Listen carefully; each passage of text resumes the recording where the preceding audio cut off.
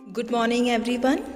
Today we will continue the chapter 19, Water, a Natural Resource. In our previous module, we have learned about the importance of water in our day-to-day life, and now in this module we will come to know about different methods of water purification.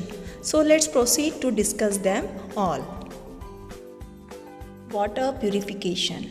All water is not safe for drinking. Water stored in unhygienic conditions is unsafe for drinking and may become a threat to our health. At all times, we should drink only clean water. Impure water can make us sick. Water from taps can be dirty.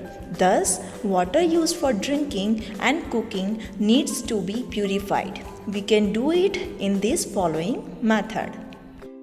Boiling.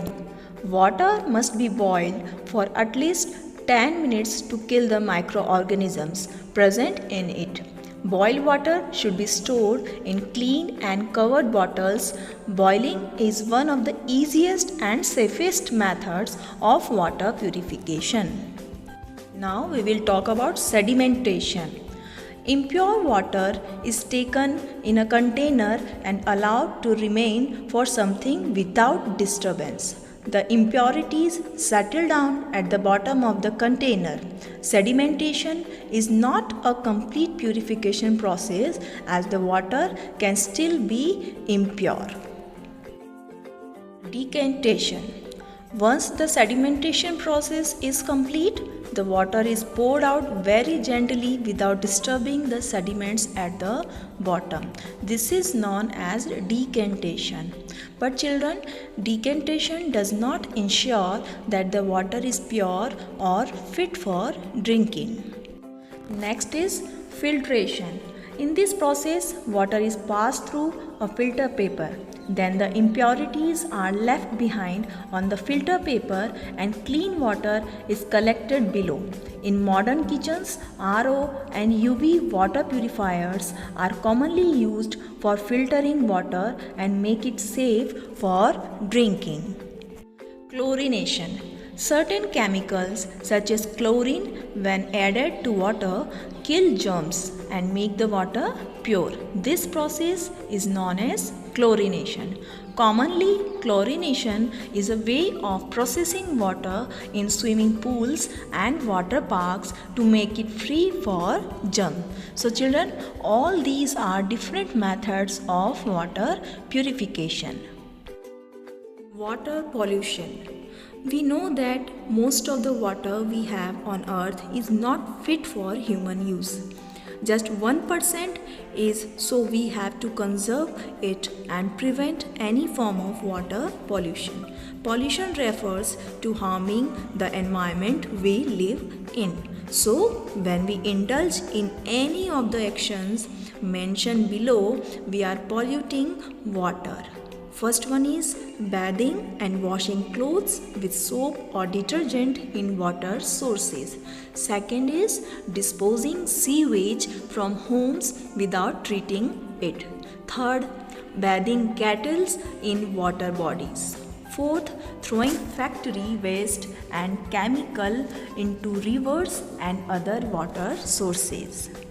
Children, not only humans but animals, birds and fish are also affected by water pollution.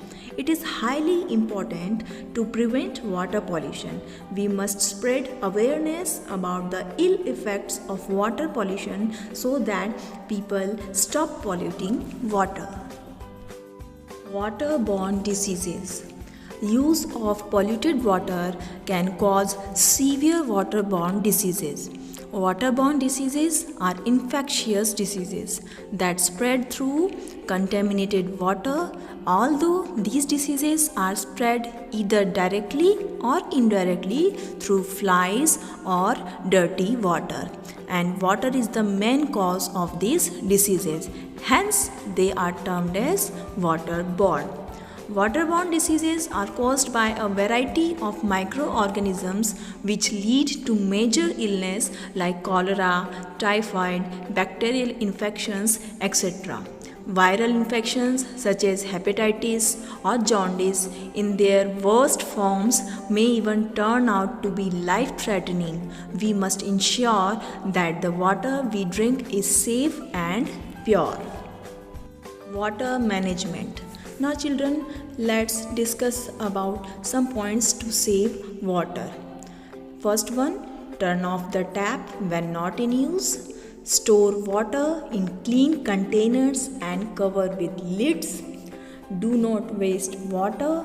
Ensure that water storage tanks are cleaned from time to time. Never drink water near bins or drains. Now children, I will conclude this chapter here. So what we understood in this chapter, water a natural resource, that water is the other name of life. It covers nearly 3/4 of our earth.